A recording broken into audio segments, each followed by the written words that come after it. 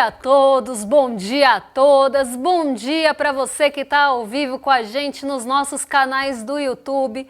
Aproveita que você está por aí, curte esse vídeo, se inscreve nos nossos canais, comenta bastante para que a gente possa chegar a mais lares, a mais aparelhos conectados e que o ICL Notícias e os nossos programas possam chegar também a mais pessoas. Um bom dia também para quem já está ligado lá na nossa sala do Papo Legal, sala Mercado e Investimentos Real Oficial. Sei que já tem muita gente ligada por lá. Daqui a pouquinho a gente passa pela enquete e já aproveitando que a gente vai falar de Papo Legal, que a gente está nesse assunto, daqui a pouquinho, 12h30, eu vou estar com vocês no Papo Legal, convida ali a redação, Papo Legal com a redação, porque hoje a gente vai falar não de economia, mas de Copa. Vamos falar de Copa, assuntos relacionados ao que está acontecendo na Copa, tudo que, tantos aspectos políticos como os esportivos também. Vamos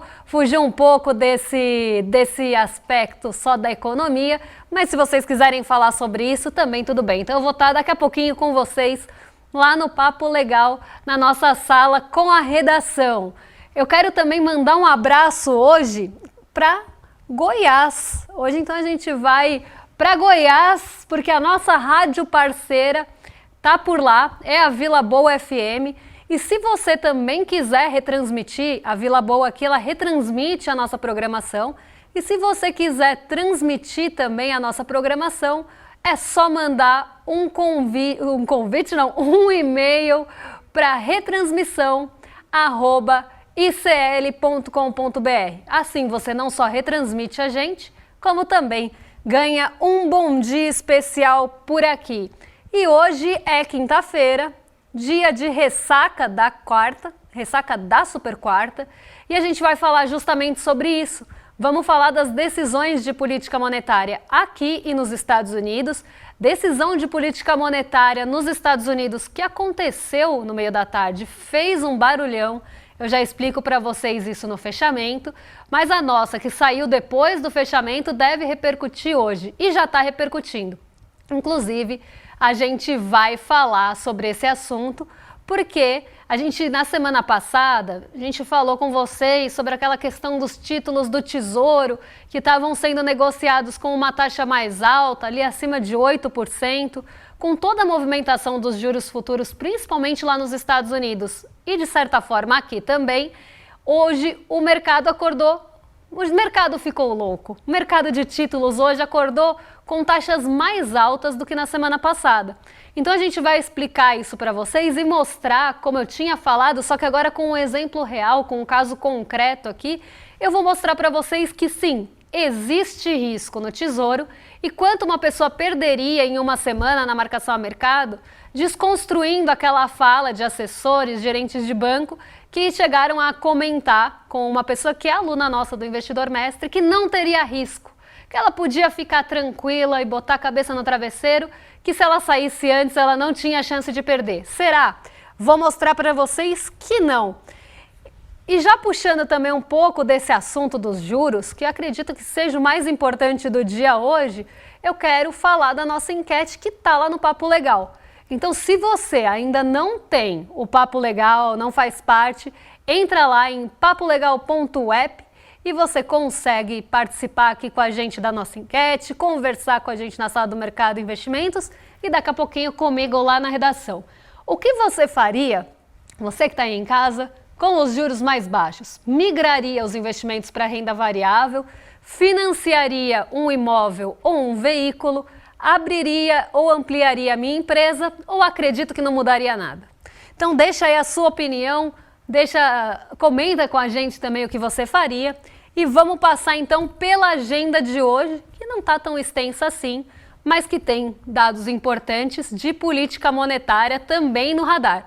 Falei já para vocês que essa semana é importante para a inflação e política monetária. Países estão divulgando ainda seus índices de inflação ao consumidor e, além disso, a gente também tem a política monetária no radar, vários países decidindo juros. E hoje é a vez do Reino Unido, que divulgou a sua decisão de política monetária às 9 horas da manhã. Às 8, um pouquinho mais cedo, saiu a prévia de junho do IGPM, mas aqui é a segunda prévia, ainda não é o dado fechado, até porque junho não terminou. 9h30 da manhã, o Departamento de Trabalho divulgou aqueles dados de pedido de auxílio-desemprego, tanto da semana até o dia 13, como também os continuados na mesma semana. E às 8h50 à noite, quem divulga a taxa, na verdade não é a taxa, é a ata da penúltima decisão de política monetária, é o Japão. Então hoje, uma agenda um pouco mais enxutinha aqui, mas que tem dados importantes, principalmente em relação a juros, que hoje está bem no radar, né? Atualmente é o assunto do momento mesmo. Então vou pegar também esse gancho dos juros e das decisões de política monetária para já contar para vocês como foi o fechamento de ontem, porque a Bolsa teve mais um dia amargo, mais um dia difícil pela frente e era um dia também promissor. Foi um dia que a Bolsa começou no positivo, mais uma vez, então ela começa ali subindo, não sustenta o fôlego, não consegue sustentar esse ganho e vira para o negativo. Não só virou para o negativo, como aprofundou a queda e fechou com perda de 0,70%, cotada aos 168.454 pontos. O dólar subiu para 5,10 depois de uma alta de 0,42% e lá em Nova York os índices também amargaram perdas. Olha só a Nasdaq caindo 1,34 e o S&P 500 1,21. O que será que aconteceu durante o dia ontem para todo mundo virar para o negativo? Para acabar com aquela expectativa mais positiva que estava vindo ali do acordo entre os Estados Unidos e o Irã. O que mudou nessa história que fez com que a Bolsa caísse, não só aqui, como no exterior também? E aqui eu tenho que falar que são vários fatores também, mas um principal, tá? Um fator aqui foi o que levou a Bolsa para esse comportamento aqui e lá fora. O dia então começa positivo, como eu falei, todo mundo na expectativa pela decisão de política monetária e a primeira que sai é a dos Estados Unidos. Então lá para as 3h30 da tarde todo mundo já sabia que os Estados Unidos mantiveram a taxa. Até aí, nada de novo sob o sol, nada de Pikachu surpreso, tudo igual ao que se esperava. Não teve novidade nenhuma. Lembra ontem que a gente colocou para vocês, e para quem não estava vou contar, que a expectativa era de manutenção para 99%, não era nem dos respondentes, era 99% de probabilidade, quase 100, 99,6% de probabilidade da taxa de juros ficar onde estava. Então não foi surpresa nenhuma. Por que a reação foi tão ruim se não teve surpresa? O que teve surpresa, na verdade, foi a fala do Kevin Warsh, que aconteceu logo na sequência. Ele teve um comentário e um comunicado um pouco mais enxuto, um pouco mais direto, mais objetivo, só que ele deixou alguns recados ali que fizeram com que o mercado ficasse mais avesso, ficasse um pouco mais ali resistente a tomar risco.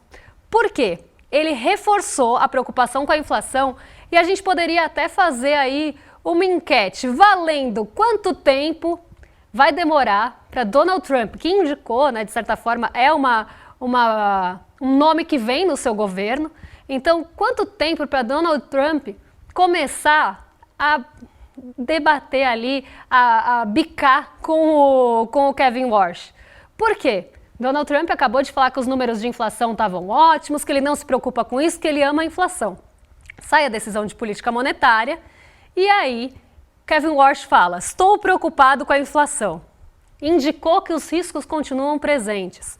Entre eles, ele citou quem? As tensões no Oriente Médio e os seus efeitos sobre a economia dos Estados Unidos. Então aqui a gente vê um presidente do Banco Central que já começa a ter um posicionamento um pouco diferente do que se esperava. Ele criticou a inflação, falou que isso é uma preocupação, citou os conflitos do Oriente Médio como causa dessa inflação ou como parte da causa da inflação, e isso já foi suficiente para deixar o mercado um pouco mais cauteloso, um pouco mais atento, preocupado. E não só isso, ele falou que o combate à inflação vai para o centro das atenções. É o que fala todo presidente de Banco Central, tá? Não é uma especificidade dele. Se a gente pegar o que o Galípolo falou, vocês vão ver que foi a mesma coisa. Estamos muito preocupados, a inflação é o centro das nossas atenções e a gente quer levar ela para a meta. Todo presidente do Banco Central acaba repetindo esse mesmo discurso. A grande questão é que se esperava um tom mais brando do novo presidente do Banco Central dos Estados Unidos. Esperava que ele ia tentar amenizar um pouco a situação ou até indicar uma possível queda de juros ou uma manutenção mais longa. Só que a fala dele foi lida como uma fala tão dura que o mercado entendeu de outra maneira, que possivelmente ele possa até aumentar a taxa de juros nos Estados Unidos. E diante disso, o que aconteceu com o mercado de juros por lá? O mercado ficou louco, foi para cima, os juros futuros lá subiram muito e isso jogou areia na expectativa de todo mundo.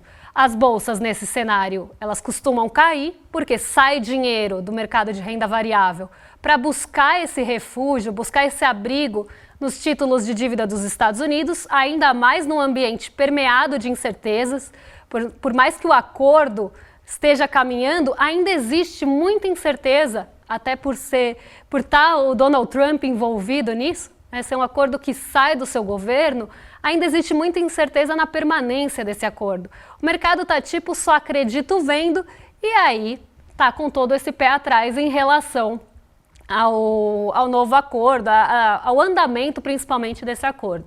Então isso já começa a jogar areia na expectativa de todo mundo, uma baita água no chope e o mercado fica mais avesso. Então as bolsas de Nova York já vão caminhando para o negativo durante a tarde. Isso chega ao Brasil porque o movimento dos juros lá já foram para cima, então você já tem um impacto nas taxas de juros aqui e isso cria também uma expectativa maior por nossa decisão de juros. Então o mercado de juros fica instável e a nossa bolsa cai, respondendo não só aos juros dos Estados Unidos, como a expectativa de juros aqui, que também começa a sofrer ajuste.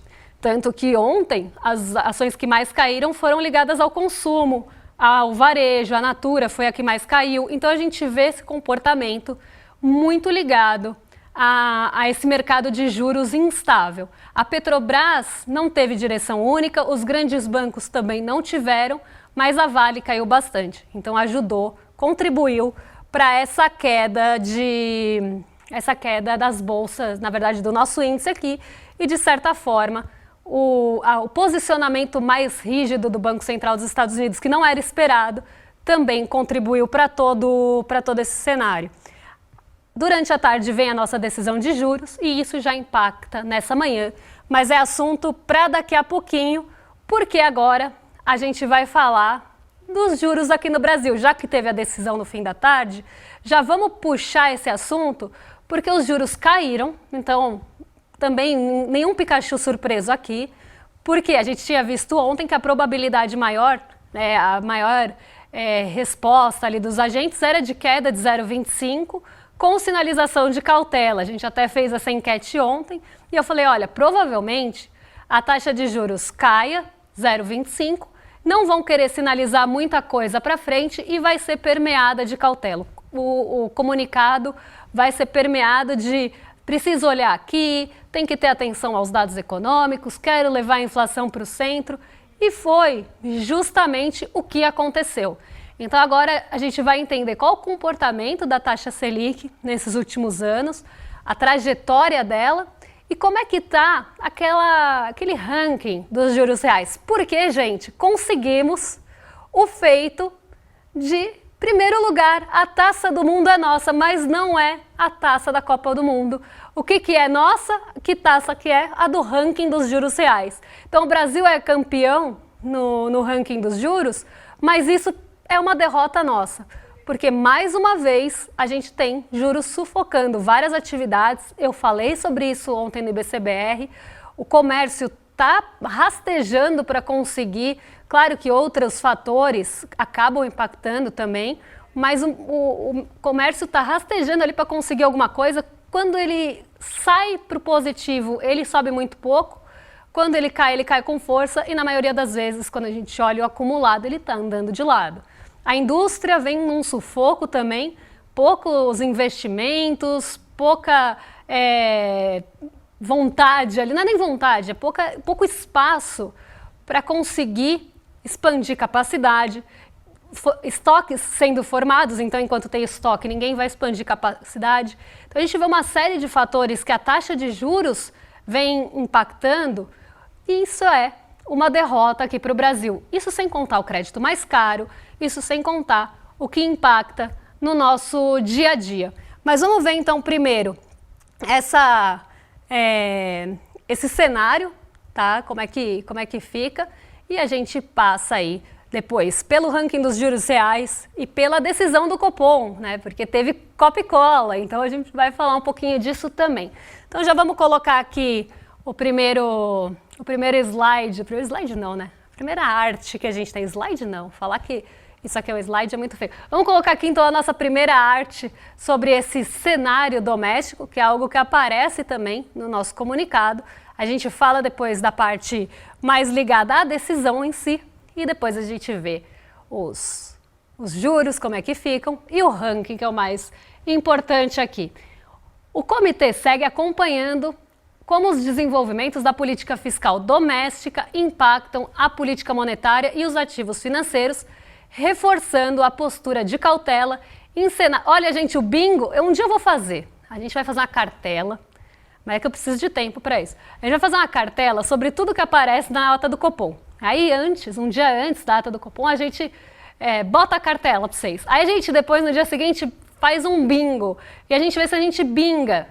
Cartela de justificativas, desculpas, pretextos para a taxa de juros. Aí a gente faz aqui uma brincadeira. Vamos lá. Política monetária de ativos financeiros reforçando a postura de cautela, olha ela aí, em cenário de maior incerteza. Olha ela aí. Os indicadores correntes de atividade econômica mostram recuperação econômica em relação ao último trimestre, mantendo consistente com uma trajetória de desaceleração no acumulado de 26. Poxa, né? Está desacelerando o acumulado de 2026, por que será, né?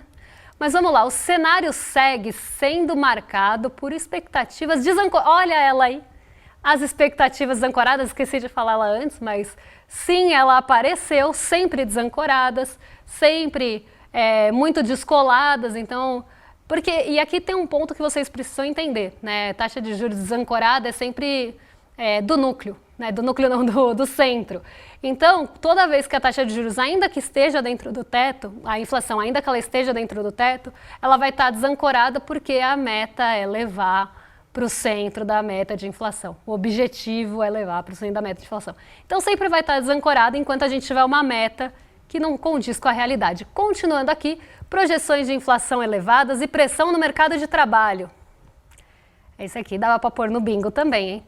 O comitê julgou apropriado, nesse momento, dar sequência ao ciclo de calibração da política monetária, reduzindo a taxa básica de juros para 14,25 ao ano.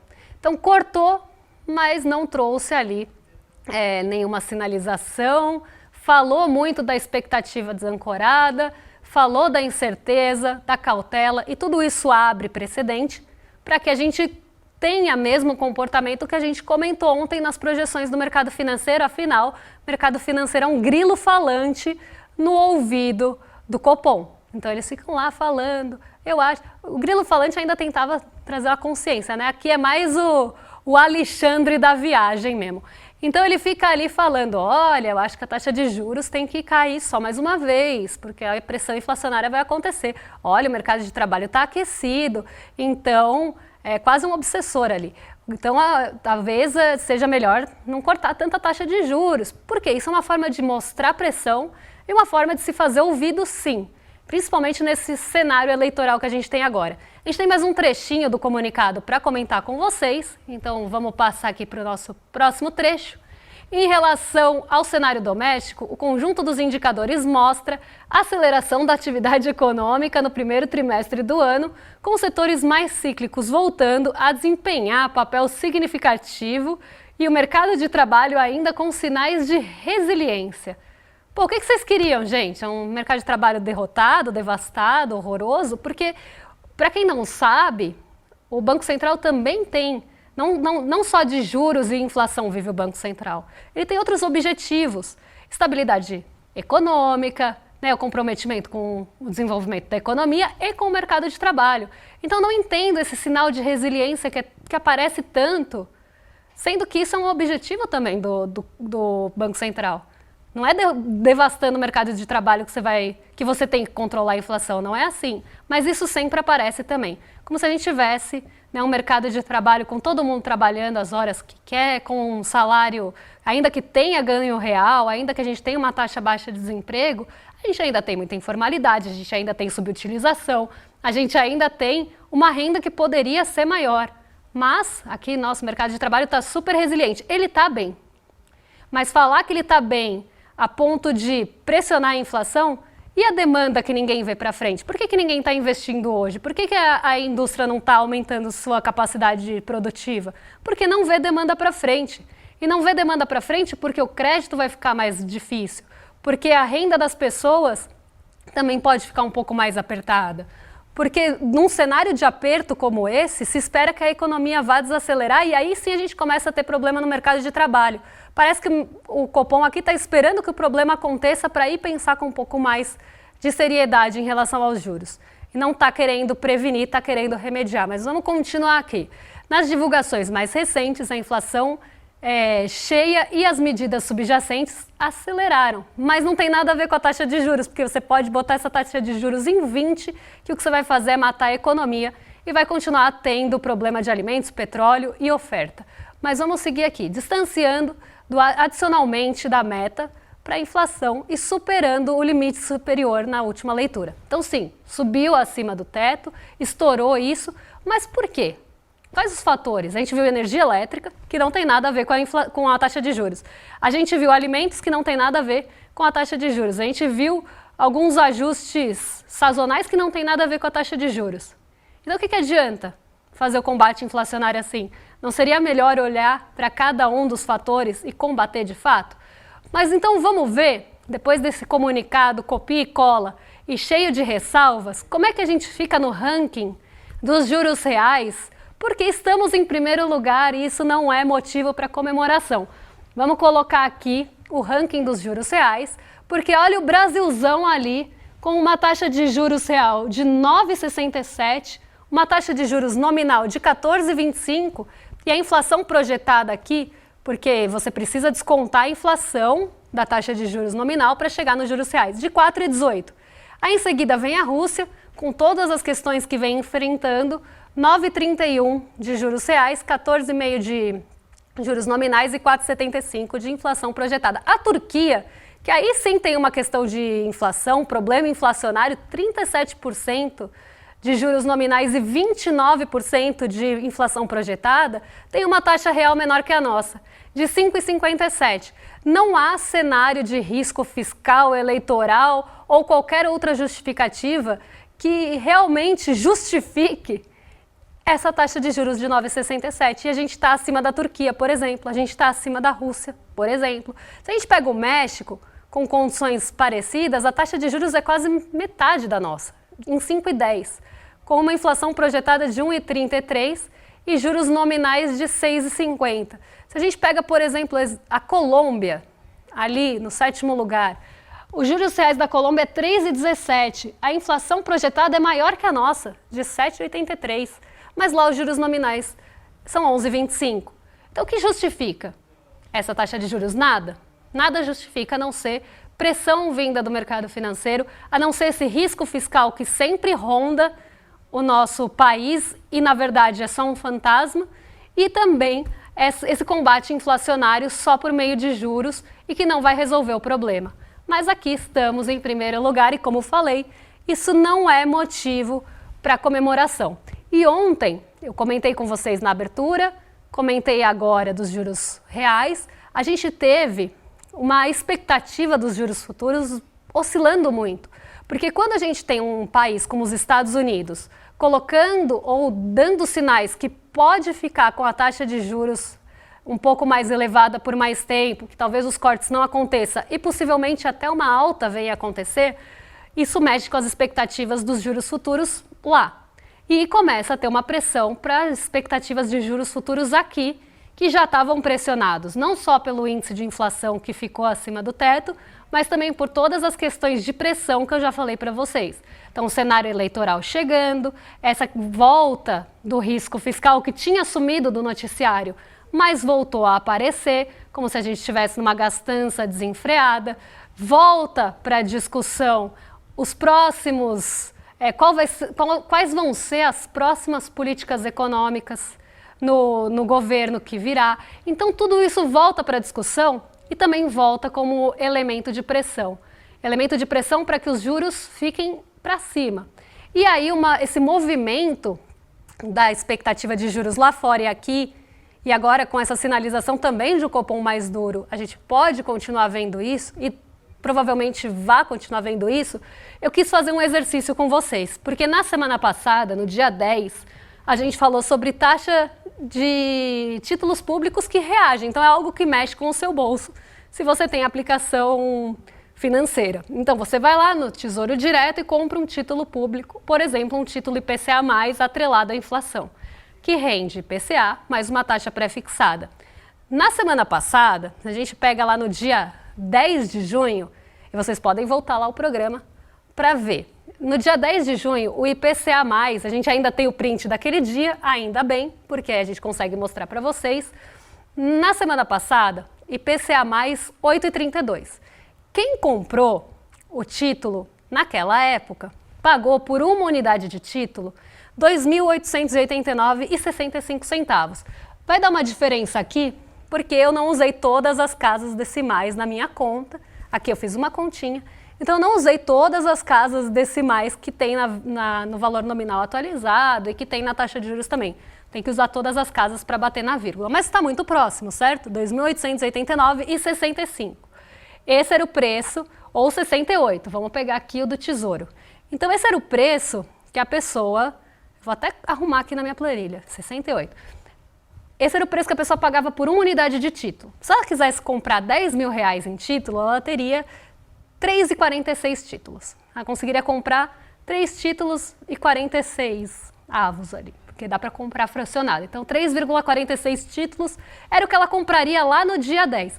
Mas falou o assessor, o gerente, que ela não tinha risco, que ela podia ficar tranquila, botar a cabeça no travesseiro e dormir, porque ela não ia perder dinheiro se saísse antes. Vamos ver como é que fica esse título hoje? Por quê? Toda essa pressão para os juros, toda essa pressão para cima nos juros, mudou esse cenário. Mudou esse cenário porque hoje o título IPCA+, de mesmo vencimento, está sendo negociado a 8,51. 8,51 é o valor que ela pagaria aí, né, que ela teria de remuneração fixa. Isso com base em todas as variáveis que eu já falei, taxa de juros, expectativa, inflação, juros dos Estados Unidos, tudo isso pesa. E aí eu vou até atualizar aqui para o número que está aí, 2.871,08. Isso é o que ela receberia, na verdade, que ela pagaria hoje por um título. Então vamos fazer esse exercício comigo. A pessoa entrou lá no Tesouro na semana passada e comprou 3 unidades, 3,46, 3 títulos e meio aqui, só para não ficar falando 3,46. 3 títulos e meio do Tesouro IPCA+. E muito contente, ela está acompanhando lá no banco dela, na corretora dela. Hoje ela entra e o título que ela comprou por 2.889 na semana passada, hoje vale 2.871. Ué, o que aconteceu? Mudou a taxa pré-fixada, mudou o valor nominal atualizado. E ela o quê? Perdeu, em uma semana, R$ 18,00 por título. Se ela tinha 3 títulos e meio, aqui na minha conta 3,46, ela teria perdido R$ 64,00 em uma semana. Então é disso que a gente está falando. Ela viu, depois de uma semana não tinha que ter rendido? Tinha que ter rendido, mas só se você levar para o vencimento. Se você vender antes, você vai vender um título que você comprou por 2.889, por 2.871, menos do que você pagou. Inclusive, hoje você conseguiria comprar mais títulos com o mesmo valor, porque o preço caiu. Então, ela perdeu ali R$ 18,00 por título em uma semana em uma oscilação de juros. Por isso que eu falo, mercado de renda fixa não é fixo se você não leva para o vencimento. Se você leva para o vencimento, aí sim a gente pode considerar a remuneração, a rentabilidade como renda fixa. Você conhece o que você vai ganhar. Mas se você sair antes, você sai pelo preço que vale no dia. E hoje o título de 2.889 vale 2.871. Então perdeu o valor porque a taxa subiu, você dá um desconto maior para o título lá do vencimento. E a pessoa teria acordado com a surpresa, se ela quisesse vender hoje, ela venderia com perda de R$ 64. Os 10 mil reais que ela colocou lá. Ela ia vender por um valor menor do que ela pôs. Então não dá para falar que não tem risco. E aqui a gente traz um caso concreto para vocês. Vamos passar pelo resultado da nossa enquete antes de jogar para o rolê, porque já estou ficando atrasada aqui. Então vamos ver qual foi o resultado da enquete. As pessoas não mudariam os planos com taxa de juros menor, na verdade. Acredito que não mudaria meus planos, com 55%. Na sequência, as pessoas já começariam a pensar em financiamento, ou imóvel ou veículo. Com 11% de respondentes começariam a pensar, migrariam para a renda variável, e 4% abriria ou ampliaria uma empresa. Então aqui, a maioria dos votantes da nossa sala do Papo Legal, nossa data Mercado Investimentos Real Oficial, mostra que hoje as pessoas ainda não mudariam os planos, mas uma parte já começaria a pensar em crédito. E é isso que acontece quando a taxa de juros está alta. As pessoas tentam manter ali, né, o que elas já têm, e se possivelmente começar a cair bastante, aí elas vão pensar em financiar imóvel, em ampliar uma empresa ou até mesmo ir para a renda variável. Enquanto isso não acontece, é o cenário que a gente tem. É renda variável tomando ferro, é a empresa que vai deixar de abrir, é o crédito que fica inacessível. Vou arrastar agora para os nossos vizinhos de cima, porque Guga Noblar e Roberta Garcia já estão a postos para receber vocês no Rolê ICL. E eu volto amanhã com o Mercado Investimentos, mas daqui a pouquinho eu tô com vocês lá no Papo Legal. Um beijão e até amanhã. Dia 28, o ICL vai soltar uma bomba. Nos últimos meses, discretamente, os nossos jornalistas fizeram a maior investigação já feita até hoje sobre o maior esquema de corrupção do Brasil, que tem nome e sobrenome: Orçamento Secreto. Um esquema de corrupção que poucas pessoas tentaram enfrentar, e quando tentaram enfrentar, foram porque tem muita gente envolvida nisso, de tudo que é lado e de tudo que é canto. No dia 28 de junho a gente vai trazer uma série documental onde a gente não vai só conversar com as pessoas que conhecem o esquema de Brasília. A gente vai visitar os lugares para onde esse dinheiro deveria ter ido e vai te contar histórias que vão te deixar de cabelo em pé. De milhões e milhões que não chegaram ao destino, até pessoas que foram sumidas porque tentaram denunciar. Não percam essa série documental. Pegue o seu ingresso e chame seus amigos para assistir também.